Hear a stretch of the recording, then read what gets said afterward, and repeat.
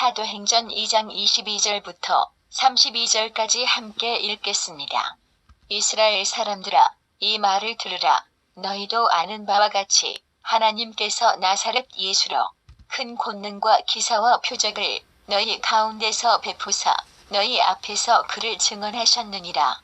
그가 하나님께서 정하신 뜻과 미리 아신 대로 내준 바 되었거늘 너희가 법 없는 자들의 손을 빌려 못 박아 죽였으나 하나님께서 그를 사망의 고통에서 풀어 살리셨으니 이는 그가 사망에 매여 있을 수 없었음이라. 다윗이 그를 가리켜 이르되 내가 항상 내 앞에 계신 주를 배웠음이여 나로 요동하지 않게 하기 위하여 그가 내 우편에 계시도다. 그러므로 내 마음이 기뻐하였고 내 혀도 즐거워하였으며 육체도 희망에 거하리니 이는 내 영혼을 음부에 버리지 아니하시며 주의 거룩한 자로 썩음을 당하지 않게 하실 것이미로다. 주께서 생명의 길을 내게 보이셨으니 주 앞에서 내게 기쁨이 충만하게 하시리로다 하였으므로 형제들아 내가 조상 다윗에 대하여 담대히 말할 수 있노니 다윗이 죽어 장사되어 그 묘가 오늘까지 우리 중에 있도다. 그는 선지자라. 하나님이 이미 맹세하사 그 자손 중에서 한 사람을 그 위에 앉게 하리라 하심을 알고 미리 본코로 그리스도의 부활을 말하되 그가 음부에 버림이 되지 않고 그의 육신이 썩음을 당하지 아니하시리라 하더니 이 예수를 하나님이 살리신지라 우리가 다 이 일의 증인이로다. 오늘 사도행전 2장 22절부터 32절까지 본문을 통해서 예수 그리스도의 그 부활하심에 대해서 우리 좀 같이 살펴보겠습니다.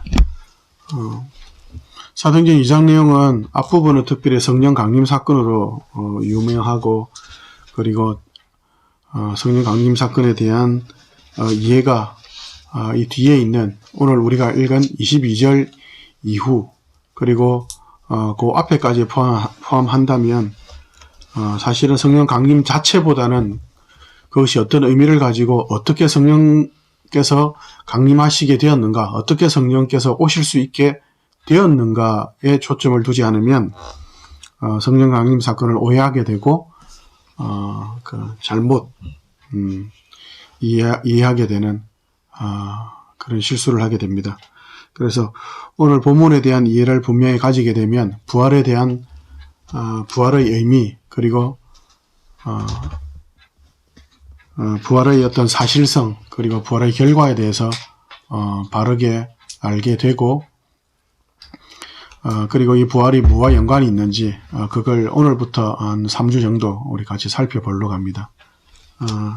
부활이 어떤 의미가 있고 그리고 그 부활이 주로 우리가 다루게 될 때 어떤 사건적인 개념으로 다루게 되는데 사건으로서 보다는 그 부활이 하나님께서 우리와 약속하신 그 언약과 어떤 관계가 있고 그리고 그 부활이 성령 강림 사건과도 또 어떻게 연결이 되어 있으며 그 부활이 단순하게 예수님의 어떤 일적인 개념이 아닌 교회와 예수님의 부활을 통해서 생겨나게 된 교회와 어떤 관계가 되어 있는지 그걸 저희들이 조금 한 몇 주 동안 살펴보겠습니다. 먼저 오늘 특별히 부활을 기념하는 주일이니까 우리도 같이 부활의 사실성에 대해서 우리 조금 한번 구절을 살펴보는 시간을 가집시다. 마가복음으로 한번 가봅시다. 마가복음 16장 맨 끝장. 마가복음 16장 1절부터 16절까지 전체 내용을 한번 같이 쭉 읽습니다. 같이 읽읍시다. 시작. 안식일이 지남에 막달라 마리아와 야고보의 어머니 마리아와 또 살로메가 가서 예수께 바르기 위하여 향품을 사다 두었다가 안식 후 첫날 매우 일찍이 해 돋을 때에 그 무덤으로 가며 서로 말하되 누가 우리를 위하여 무덤 문에서 돌을 굴려주리요 하더니 눈을 들어본즉 벌써 돌이 굴려져 있는데 그 돌이 심히 크더라. 무덤에 들어가서 흰 옷을 입은 한 청년이 우편에 앉은 것을 보고 놀라매 청년이 이르되 놀라지 말라. 너희가 십자가에 못 박히신 나사렛 예수를 찾는구나. 그가 살아나셨고 여기 계시지 아니하니라. 보라, 그를 두었던 곳이니라. 가서 그의 제자들과 베드로에게 이르기를 예수께서 너희보다 먼저 갈릴리로 가시나니 전에 너희에게 말씀하신 대로 너희가 거기서 배우리라 하라 하는지라. 여자들이 몹시 놀라 떨며 나와 무덤에서 도망하고 무서워하여 아무에게 아무 말도 하지 못하더라. 안식 후 첫날 이른 아침에 살아나신 후 전에 7 귀신을 쫓아내어 주신 막달라 마리아에게 먼저 보이시니 마리아가 가서 예수와 함께하던 사람들이 슬퍼하며 울고 있는 중에 이 일을 알림해 그들은 예수께서 살아나셨다는 것과 마리아에게 보이셨다는 것을 듣고도 믿지 아니하니라. 그 후에 그들 중 2 사람이 걸어서 시골로 갈 때에 예수께서 다른 모양으로 그들에게 나타나시니 2 사람이 가서 남은 제자들에게 알리었으되 역시 믿지 아니하니라. 그 후에 11 제자가 음식 먹을 때에 예수께서 그들에게 나타나사 그들의 믿음 없는 것과 마음이 완악한 것을 꾸짖으시니 이는 자기가 살아난 것을 본 자들의 말을 믿지 아니함일러라. 또 이르시되 너희는 온 천하에 다니며 만민에게 복음을 전파하라. 믿고 세례를 받는 사람은 구원을 얻을 것이요 믿지 않는 사람은 정죄를 받으리라. 아멘. 아멘. 오늘 우리가 지금 읽은 본문과 마찬가지로 여기서도 보시면 예수님께서 부활하신 것, 그에 대해서 부활하실 것에 대해서 예수님께서 이미 죽으시기 전에도 몇 번에 걸쳐서 계속 성경 복음서만 보더라도 몇 번에 걸쳐서 예수님께서 이미 예언해 놓고 있죠. 내가 살아날 거다. 살아날 거다.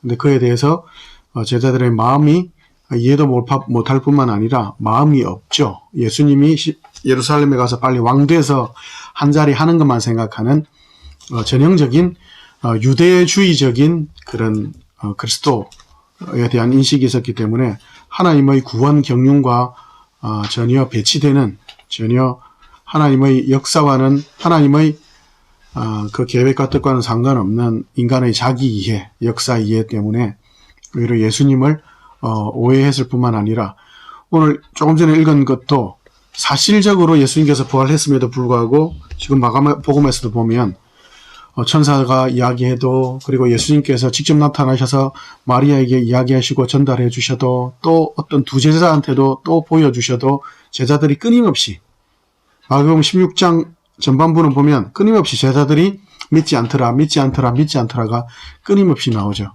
그래서 예수님께서 나타나셔서 믿음이 없고 완악한, 고집 센 것에 대해서 책망까지 하시는, 그 정도로 예수님의 부활을 제자들조차 믿지 않았던, 그러나 성령 강림 사건 이후, 그리고 무엇보다 예수께서 부활하시고 40일 동안 제자들에게 친히 하나님 나라를 가르치시고 하는 그런 사건들을 통해서 깨닫게 되죠. 그래서 담대하게 복음을 전하게 되는, 숨어있던 그들이 담대하게 복음을 전하게 되는 그런 엄청난 변화를 확실하게 우리가 보게 되죠. 부활의 사실성에 대해서 마가복음에서도 그렇고 마태오, 누가, 요한도 마찬가지고 다들 사람들이 이해할 수 없는, 사람이 어떤 병에 걸려서 다시 낫게 되었다, 나사로의 경험이라든지 등등 그것은 이해하는데 죽었다가 부활한다는 거, 사람이 그걸 이해할 수 있는 사람은 아무도 없죠. 인간의 이해로는. 그것도 그렇지만 사실은 인간들이 하나님의 전지전능하심에 대해서 무지할 뿐만 아니라 사실은 거부한 거죠. 그것이 소문이 되어서 보면 지금까지도 그렇고 예수님의 부활에 대해서 예수님의 부활의 사실성을 믿지 않는 사람들의 많은 이야기들이 있어요. 예수님이 기절했다가 이렇게 안 보는 사이에 이렇게 탁 살아나셨다더라, 이렇게 어디 가셨다더라, 아니면 예수님이 십자가에 달릴 때는 영혼으로 달려가지고 막 고통 없이 별의별 말들이 많아요.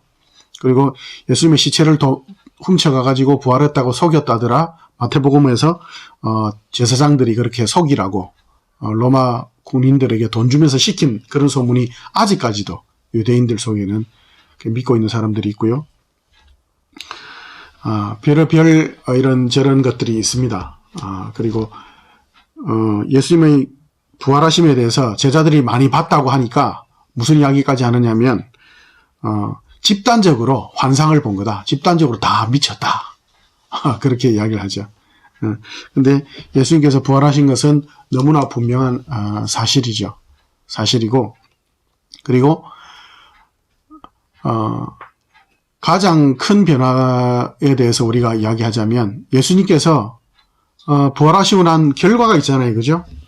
예수님께 부활하신 게 너무나 분명하다는 가장 큰 이유 중에 사람들을 봤을 때의 이유는 제자들의 삶의 변화가 너무 커요. 우리 이제 고린도전서 한 군데만 좀 같이 가봅시다. 이 부활의 사실성에 대해서는 한 군데만 더 살펴봅시다. 고린도전서 15장 1절부터 8절까지. 고린도전서 15장 1절부터 8절까지.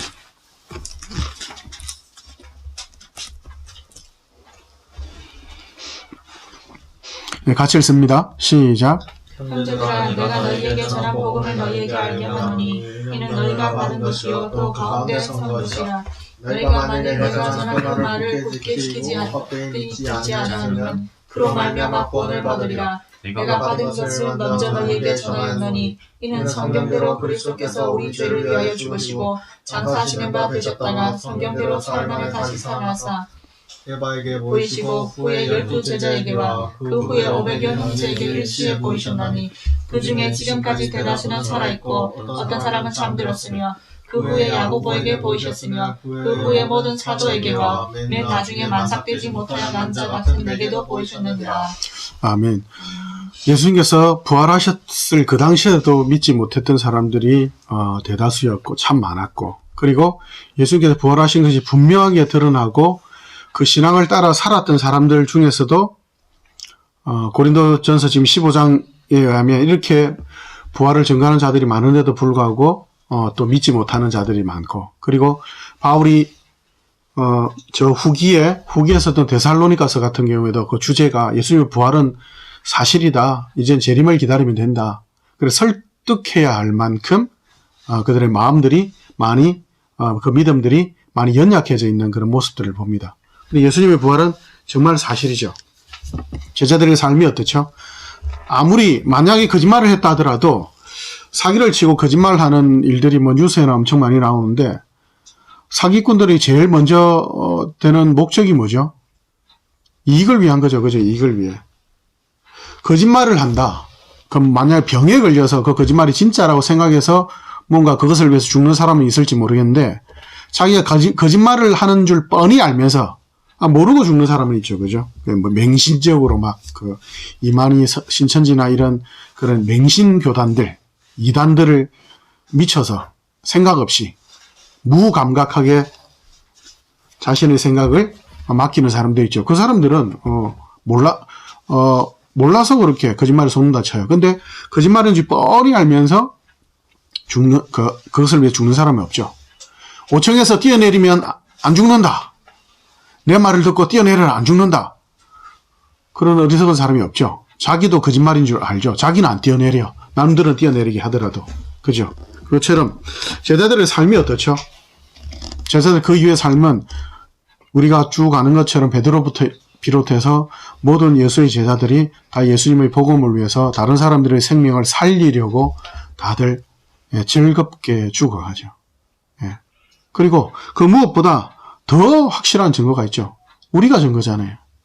우리가 살아났잖아요. 그죠? 성령 하나님께서 예수님의 부활 이후에 성령 하나님께서 이 땅에 오셔서 성령 하나님께서 예수님께서 구원하신 그 구원의 역사를 우리 각 한 사람 한 사람과 교회와 역사 속에서 구체적으로 적용시키고 계시죠. 그래서 지금도 성령 하나님의 역사로 많은 사람들이 믿음의 열매이신 예수 그리스도 안에서 생명으로 영생으로 인도되고 있죠. 성령 하나님이 오셨다는 것. 그리고 끊임없이 교회가 하나님께 지금도 오늘도 예배하고 있다는 이 자체. 그리고 예수 믿는 사람으로서의 삶의 기준과 질서를 따라서 지금도 그렇게 살아가고 있다는 것. 그게 가장 큰 예수 그리스도의 부활의 사실성을 증거하는 거죠. 뭐 고고학적으로나 아니면 어떤 인간적인 논리 생각할 필요는 없습니다. 세상 사람들과 예수 그리스도의 부활에 대해서 싸울 필요 전혀 없습니다. 무엇보다 중요한 건 우리가 믿는 겁니다. 우리가 예수님 부활하셨다는 걸 믿는다면, 그 부활하신 주님이 지금도 살아계시고 장차 오실 걸 믿는다면 우리 삶이 어떻게 가야 하는지, 우리의 삶의 목표가 무엇인지, 지금 우리가 어떻게 살고 있는지 우리 자신을 돌아보는 것. 그게 제일 먼저 우선되는 겁니다. 부활의 사실성에 대해서는 이 정도로 좀 살펴보고요. 이제 부활의 의미에 대해서 우리가 한두 가지만 좀 살펴보겠습니다. 부활의 의미에 있어서 예수님께서 부활하셨다. 그게 무슨 의미가 있는가? 아니, 죽었다가 살아나실 거면 굳이 꼭 죽으셔야 됐는가? 왜 꼭 십자가에 죽으셔야 됐는가는 지난주에 우리가 다루었죠. 모든 인간들의 죄의 대가는 죽음이다.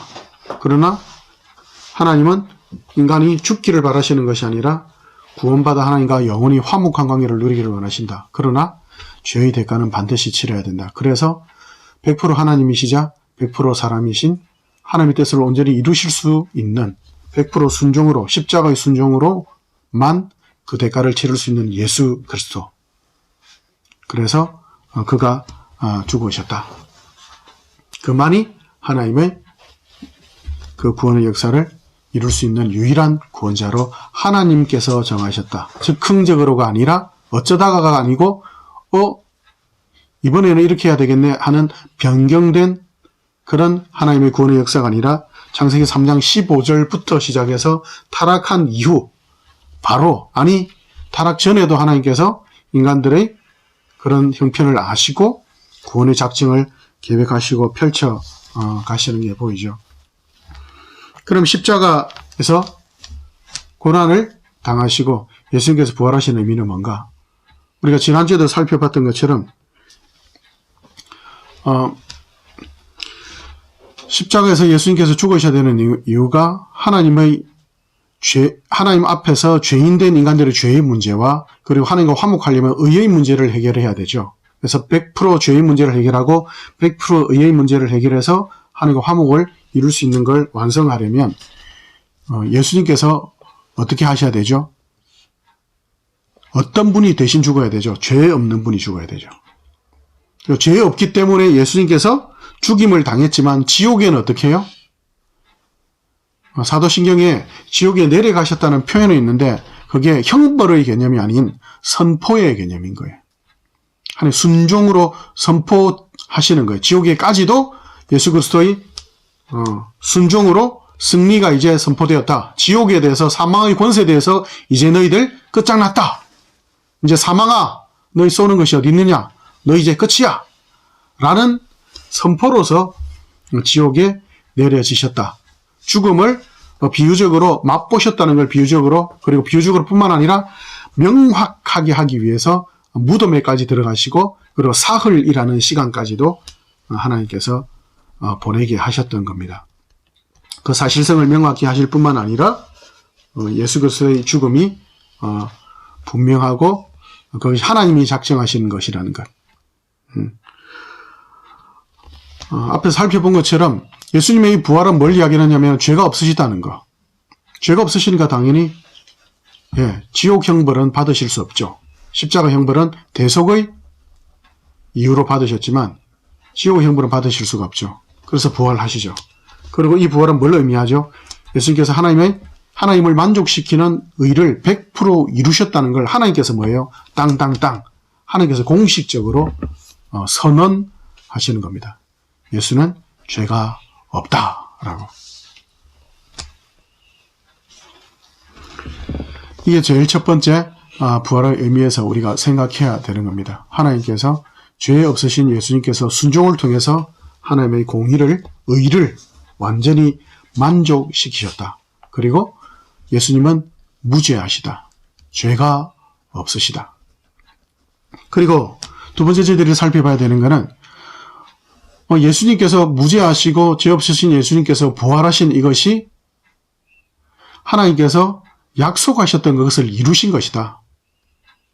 예수님께서 죽었으니까 내가 실수했네? 살려야지. 또는 예수님께서 죄 없으니까 무조건 살려야지. 이런 어떤 계획이나 뜻이 없는 것이 아니라 하나님께서 미리 계획하시고 약속하신 그 하나님의 지혜와 경륜을 후속의 경륜을 따라서 이루셨다는 것을 우리가 알아야 됩니다. 우리 창세기 3장 15절을 알죠? 우리 창세기 3장 15절 한 구절만 좀 찾아볼까요? 한번 가봅시다.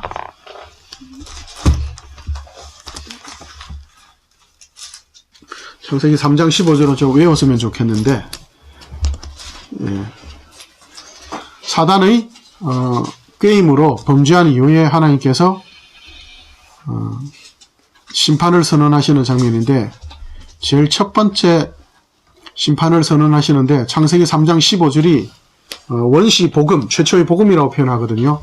왜 복음이냐면 대적에게 심판이 가해진다. 그 말은 우리 편은 뭐라는 거예요?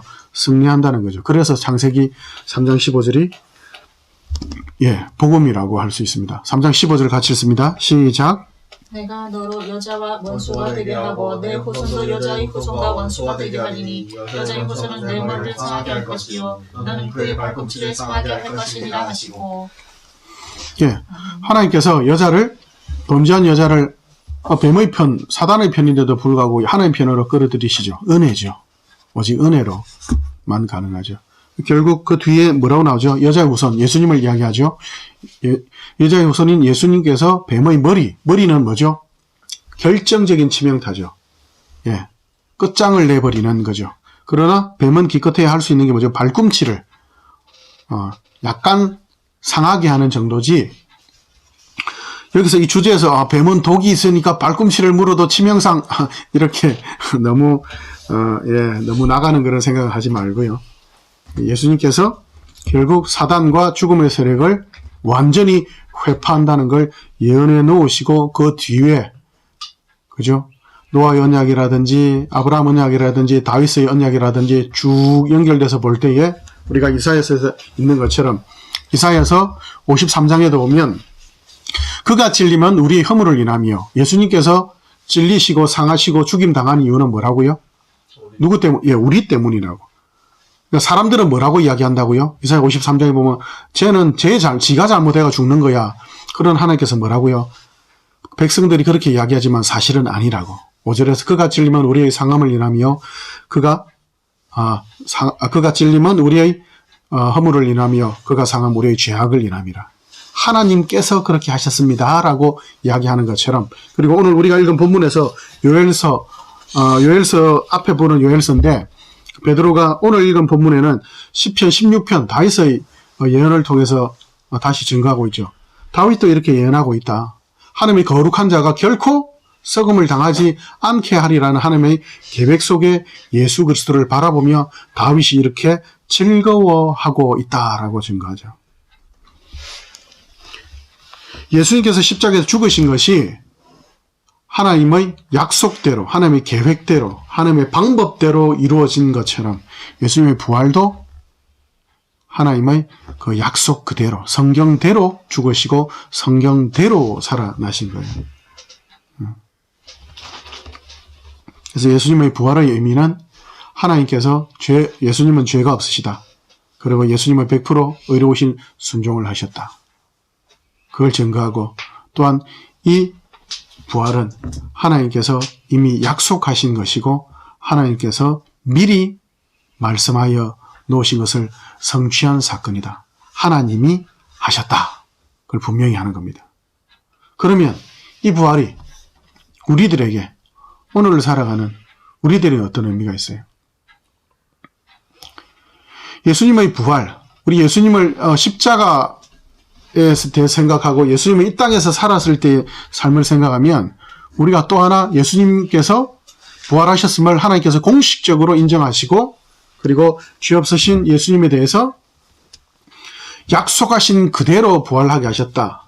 이건 그 부활이 어떤 의미를 가지냐면 예수께서는 이제는 더 이상 고난의 주가 아니라 이제는 영원히 부활 이후로는 영원히 예수님은 영광과 승리의 주님이시다. 이걸 하나님께서 공식적으로 선언하시는 거예요.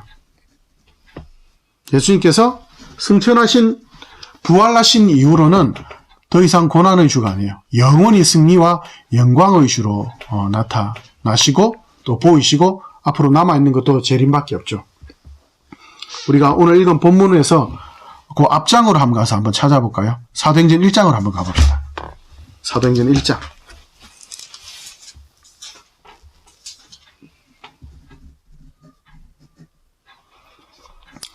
사도행전 1장 3절부터 쭉 읽으면 좋겠는데 그 뒷부분을 좀 읽어볼게요.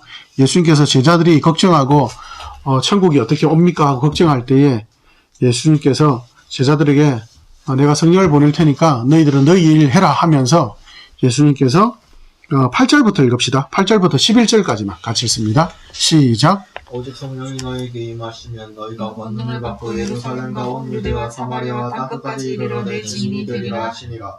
이 말씀을 마치시고 그들이 보는데 올려다가시니 구름이 그를 가리어 보이지 않게 하더라. 올라가실 때 제자들이 자세히 하늘을 쳐다보고 있는데 흰옷 입은 두 사람이 그들 곁에 서서 이르되 갈릴리 사람들아 어찌하여 서서 하늘을 쳐다보느냐. 너희 가운데서 하늘로 올려지신 이 예수는 하늘로 가심을 본 그대로 오시리라 하였느니라. 아멘. 예수님께서 승천하시는데 그 승천하시는 장면이 어때요? 하늘 올라가시는데 구름이 가린다는 표현이 있죠. 구름은 성경에서 주로 뭘 이야기하죠? 엄청난 영광스러움을 이야기하죠. 엄청난 영광스러움. 하늘로 올라가신다. 하늘로 올라가신다. 하늘에 대해서 성경에서 이야기하는 단어들은 조금 여러 가지 생각할 수 있는데 한 3가지 정도만 딱 생각하면 돼요. 하늘, 스카이, 하늘을 구분할 때 성경에서 구분하는 어법은 3가지 정도예요. 우리 눈에 보이는 스카이, 그 다음에 우주공간, 그 다음에 하나님의 통치를 상징할 때 지극히 높은 통치를 상징할 때에 하늘에 오르셨다라는 표현을 해요. 그래서 우리가 예수님께서 하늘에 올라가셨다, 구름에 쌓여 올라가셨다, 그리고 천사가 뭐라고 이야기하죠? 너희가 지금 보는 그대로 오시리라. 그 말은 무슨 뜻이죠? 구름 타고 오신다. 그 표현은 영광 중에 오신다는 거예요. 예수님이 무슨 구름을 창조주 하나님 무슨 구름을 왜 굳이 타셔야 돼? 그러니까 영광 중에 오신다는 거예요. 이 이후로는 예수님께서는 계속 어떻게 계신 거죠? 뒷부분에 뒤에 우리가 찾아봤던 에베소서를 한번 가봅시다. 에베소서 1장 20절부터 23절까지. 에베소서 1장 20절에서 23절까지 같이 읽습니다. 시작. 그의 능력이 그리스도 안에서 역사하사 죽은 자들 가운데서 다시 살리시고 하늘에서 자기 오른편에 앉으사 모든 통치와 권세와 능력과 주권과 이 세상뿐 아니라 오는 세상에 일컫는 모든 이름 위에 뛰어나게 하시고 또 만물을 그의 발 아래에 복종하게 하시고 그를 만물 위에 교회와 머리로 삼으셨느니라. 교회는 그의 몸이니 만물 안에서 만물을 충만하게 하시는 이의 충만함이니라. 아멘. 부활 이후부터 계속 예수님께는 어떻게 해요? 영원한 영광과 승리만 있다고요. 모든 통치와 권세와 능력과 모든 위엄이 오직 예수님의 것이라고요. 그걸 부활을 통해서 이제 예수님은 승리하셨고 영광의 주로 왕위에 등극하셨다. 하나님 보좌 우편에 있다. 그 말은 하나님 보좌 우편이란 말은 우리 오른편에 있다. 이 말은 같은 권세를 누린다는 표현이죠. 하나님으로서 이제 완전히 승리의 주로 영광의 주로 영원히 계시고 결국 이제 마지막 남은 재림 때 심판주로 오실 것이다. 그걸 명확히 하는 것이죠. 그러면 예수 믿는 우리는 어떻죠? 교회는 뭐라고 이야기하죠? 교회는 그의 몸이니 만물을 충만케 하시는 이의 충만함이니라. 교회가 뭐라고요? 하나님의 충만함이라고요. 예수의 충만함이라고요. 우리가 예수님의 부활을 생각하고 우리가 왜 이렇게 기뻐하고 기념하고 기억하고 우리가 믿고 따라가자고 하죠? 이 부활이 바로 누구의 부활이 되죠? 우리의 부활이 되죠. 우리의 승리가 되고 우리의 영광이 되죠. 왜요? 예수님이 누구니까? 우리 주인이잖아요. 우리 거의 백성이잖아요. 하나님 나라의 주인이잖아요. 그럼 우리는 하나님 나라의 백성이잖아요. 그죠? 그러니까 그 나라가 승리와 영광으로 가득 차 있다면 그 나라 백성은 당연히 승리와 영광으로 가득 차는 거죠. 우리 한국은 개념이 감이 조금 없을 수는 있는데, 지난 1945년에 8.15 때 해방하고, 그죠? 해방되었다 할 때의 그 기쁨이 단순하게 그냥 몇 명에게만 돌아가요? 아니죠. 그 나라 백성 전체에게 그 승리와 영광의 기쁨이 다 누려지는 거죠. 더 이상 일본이 함부로 할 수 없죠. 더 이상 어둠의 세력이 함부로 할 수 없죠. 제가 정확히 기억 안 나는데 아마 그날이 오면이라는 시를 썼던 사람이 있어요. 신훈이라고. 상록수라는 소설도 유명한데 신훈이라는 사람이 그분이 아마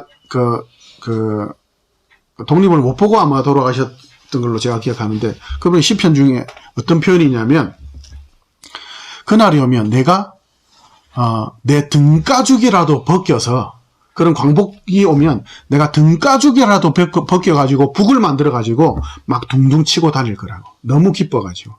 그 정도로 표현해요. 왜요? 뭐 광복됐다고 뭐 지한테 지한테는 좀 그렇네. 그분한테 뭐 특별한 게 돌아가나요? 그렇지 않죠. 근데 뭐죠? 그 나라 백성이니까. 그 승리와 영광이 누구 거라는 건 내 거라는 확실한 있는 거죠. 그럼 우리는요, 성도인, 예수 그리스도의 부활을 전혀 인정하지 않는 세상과 다르게 우리는 예수 그리스도의 부활을 인정함은 물론이고 예수 그리스도의 부활을 통해서만 생명과 영생이 주어진 그 영생과 은혜를 받은 우리는 인정을 떠나서 당연히 그 승리와 영광을 누리는 거죠. 어떻게 누립니까? 예수 그리스도의 부활, 그 부활을 날마다 기념하고 생각하고 하나님의 그 은혜 가운데서 부활하심을 우리의 삶을 통해서, 예수님께서 이제 부활하셨다는 건 뭐예요? 죄와 어둠의 세력이 끝났다는 거예요. 예?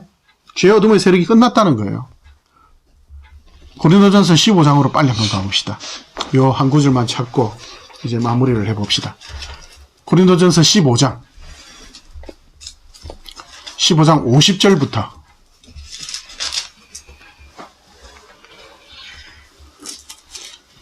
예수님의 부활로 이제 새 시대가 열렸죠. 15장 50절부터 58절까지 같이 읽습니다. 시작. 형제들아, 내가 이것을 말하노니 혈과 육은 하나님 나라를 이어받을 수 없고 또한 썩는 것은 썩지 않을 것을 유업을 받지 못하느니라. 그러나 내가 너희에게 비밀을 말하노니 우리가 다 잠잘 것이 아니요 마지막 나팔의 순식간에 호련히 다 변화되리니 나팔 소리가 나매 죽은 자들이 썩지 아니할 것으로 다시 살아나고 우리도 변화되리라. 이 썩을 것이 반드시 썩지 아니할 것을 입겠고 이 죽을 것이 죽지 아니함을 입으리로다. 이 썩을 것이 썩지 아니함을 입고 이 죽을 것이 죽지 아니함을 입을 때에는 사망을 삼키고 이기리라고 기록된 말씀이 이루어지리라. 사망아, 너의 승리가 어디 있느냐? 사망아, 내가 쏘는 것이 어디 있느냐? 사망이 쏘는 것은 죄요 죄의 권능은 율법이라.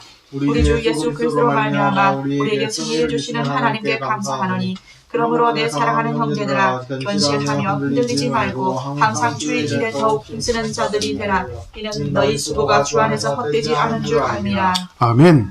세상과 사망과 사단이 쏘는 것이 뭐를 대상으로 하죠? 육체, 세상의 것, 결국 썩어지고 없어질 허무한 것들, 패배한 것들, 비참하고 부끄러운 것들이죠. 성도가 살아가는 예수 그리스도의 부활을 통하여 새롭게 열린 새 시대는 뭐죠? 생명의 시대죠. 영광의 시대죠. 승리의 시대죠. 그것이 실제적으로 어떻게 드러나죠? 교회를 통해 드러나잖아요. 교회를 통해서. 베드로가 이렇게 자신 있게 설교하고 생명이 이제 주어졌다. 돌아봐라. 회개를 외칠 수 있는 게 뭐죠? 새 시대가 열린 거예요. 그 새 시대는 세상이 감당할 수 없어요. 사망을 쏘는 것이 어디 있느냐? 죄와 죽음의 세력들은 감당할 수가 없는 거예요. 그래서 맨날 죽은 시체들만, 영적으로 죽은 시체들만 붙잡고 설치는 거예요. 그리고 성도들 집적은 되죠. 그러나 함부로 할 수 없어요.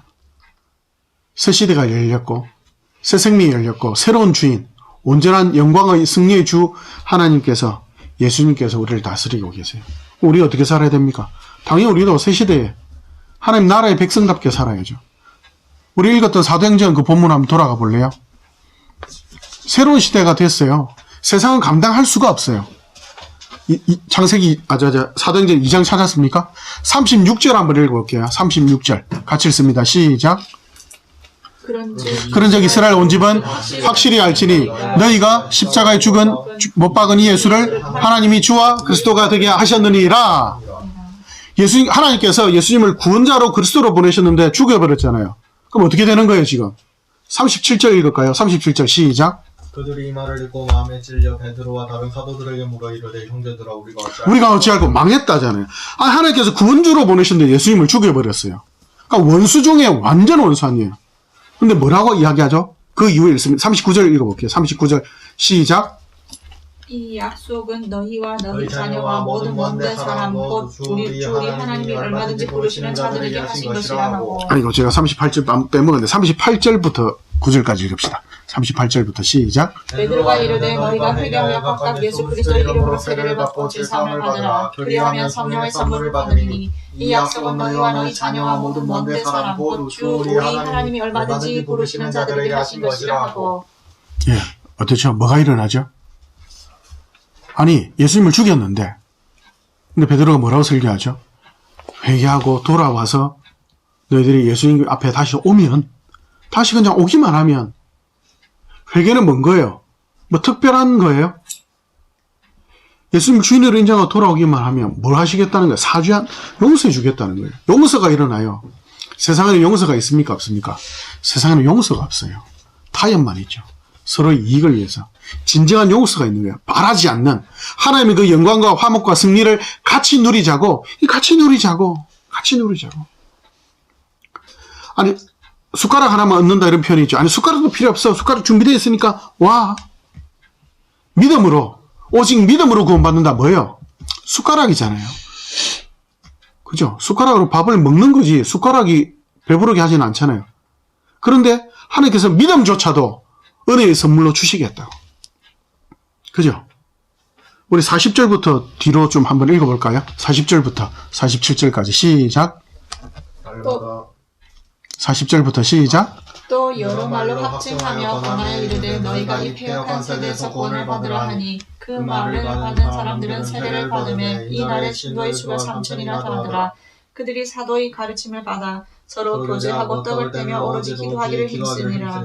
사람마다 두려워하는데 사도들로 말미암아 기사와 표적이 많이 나타나니 믿는 사람이 다 함께 있어 모든 물건을 서로 통용하고 또 재산과 소유를 팔아 각 사람의 필요를 따라 나눠주며 날마다 마음을 같이하여 성전에 모이기를 힘쓰고 집에서 떡을 떼며 기쁨과 순전한 마음으로 음식을 먹고 하나님을 찬미하며 또 온 백성에게 칭송을 받으니 주께서 구원받는 사람을 날마다 더하게 하시니라. 보세요. 아멘. 예수님 부활 이후에 제자들 삶이 어떻게 변화됐죠?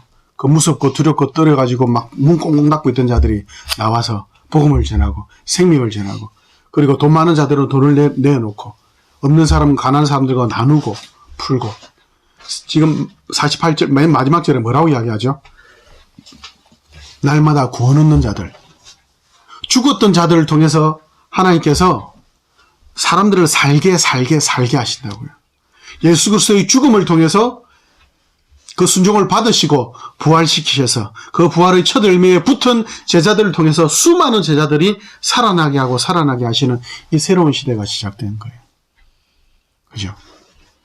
부활에 대해서 가짜다, 못 믿겠다는 모든 사람들, 많은 사람들, 그 사람들 앞에 우리는요, 믿음으로 살아있는 자로 새 시대가 열리고 새하늘과 새 땅, 하나님 나라, 용서가 없는 세상 앞에 용서할 수 있고 사랑이 없는 세상 앞에 사랑과 섬김과 거룩함과 성령의 열매를 맺고 사랑과 희락과 화평과 오래 참음으로 나아가는 이 삶, 이게 어떻게 가능하죠?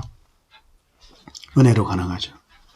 내가 그리스도와 함께 십자가에 못 박혔나니 그런즉 이제 내가 산 것이 아니에요. 이 단순하게 막 열심히 해보자, 충성하자, 죽도록 하자 이게 아니에요. 그런즉 이제 내가 산 것이야. 내가 살지 않으니까 가능한 거예요. 내가 한번 열심히 해봐야지 이게 아니고 이제는 내가 산 것이 아니요 오직 내 안에 그리스도께서 사신 것이에요. 예수님이 내 주인이다. 그 주인께서 우리를 인도하세요. 이제 내가 육체 가운데 사는 것은 나를 사랑하사 나를 위하여 자기 몸을 버리신 하나님의 아들을 믿는 믿음 안에서 사는 것이라. 왜요?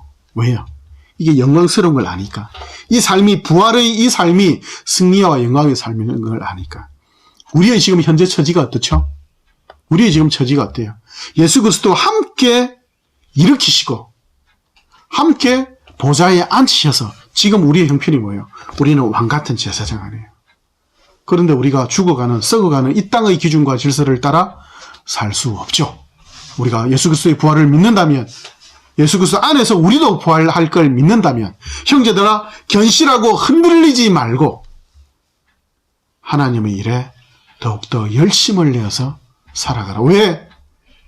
너희들의 그 수고가 헛되지 않다. 세상 것들은 다 썩어간다. 너희들의 시간과 돈과 물질과 너희들의 고집과 너희들의 자존심 이런 거 다 썩어질 것들 다 묻어라. 그래서 심어라. 생명을 위해서. 그러면 썩을 것을 심었는데 영광스러운 것으로 보상받을 것이다. 단순하게 보상받는 게 아니라 우리 철없을 때야 뭐 이렇게 엄마 아빠 심부름하면 500원 줄게 하면 심부름하지만 나이가 들어서는 그것 자체, 심부름 자체가 순종하는 것 자체가 영광인 걸 알죠. 그죠? 그래서 때로는 뭐 두반 뭐 사와라 뭐 사와라 시켰는데 돈을 안 주고 보냈어. 근데 내가 돈을 안 줬네? 딱 주려고 하면은 이제 기경이 어떻게 하지? 안 줘도 돼요. 뭐. 그 정도는. 그 정도까지 어떻게 되는 거죠? 자라가는 거죠. 그게 예수님께서 부활하셨다는 가장 큰 증거인 거예요. 예수님의 생명을 받은 자들이 자라고 있다는 거. 자라고 있다는 거. 그리고 믿지 않는 자들이 우리를 통해서 그 생명의 열매와 그 승리와 영광을 바라보고 있다는 거. 날마다 자기 십자가 지고 자기를 부인하며 살아가는 이 영광, 승리의 삶. 예수께서 부활한 이후에는 성도의 모든 삶은 뭐라고요? 예수님께서 부활하신 이후에는 더 이상 고난의 주가 아니에요. 더 이상 십자가 지신 주님이 아니에요.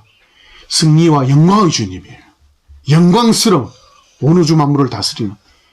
그렇다면 예수 믿는 우리들도 예수님 안에 들어온 이후로는 이제는 고난의 삶이 없어요. 형태가 고난의 모습이 보일지는 몰라도 성도의 모든 고난과 모든 환난과 모든 고통은 그 자체가 이미 승리와 영광의 삶인 거예요. 어떻게 가능하죠? 믿음으로 가능하죠. 하나님 우리를 홀로 두지 아니하시고 내가 세상 끝날까지 너희와 항상 함께 있으리라. 그 믿고 오늘도 날마다 부활하신 예수님을 그 부활을 기억하고 기념하면서 우리 같이 서로 격려하면서 서로 용서하고 제가 잘못한 거 있으면 여러분들도 용서해 주시고 우리 같이 사랑하고 섬기며 그렇게 갑시다. 우리 같이 계속 이 길 갑시다. 우리 기도합시다. 아버지, 용서받을 수 없는 자들을 용서하시고 사랑할 수 없는 자들을 사랑하시고 구원주로 주셨는데도 죽이는 인간들 하나님 그럼에도 불구하고 회개하고 나아오라고 그 용서가 선포될 때에 그 용서가 사랑이 섬김이 정말 사실이구나 하나님의 은혜로 받아들여지게 될 때 그 은혜와 믿음을 따라 살아나게 되었을 때 이제 산자로 하나님 우리를 불러주시고 살아있는 자로 거룩한 자의 그 승리와 영광을 누리게 하시니 감사합니다. 하나님의 거룩함과 이 승리와 영광을 놓치지 않고 날마다 더 풍성히 전하며 생명으로 날마다 누리며 이기며 나아가게 하여 주옵소서. 이후 시간도 부활의 주로 승리와 영광의 주로 늘 함께 하실 하나님을 기대하며 우리 주 예수 그리스도의 재림을 심판주로 임하실 그 마지막 영광을 온전한 영광을 기대하며 하나님 찬양합니다. 감사합니다. 이 새 시대가 열린 이 영광의 승리의 십자가의 삶을 날마다 건강하게 이기며 누리게 하옵소서. 살아계신 우리 주 예수님 이름으로 기도합니다. 아멘.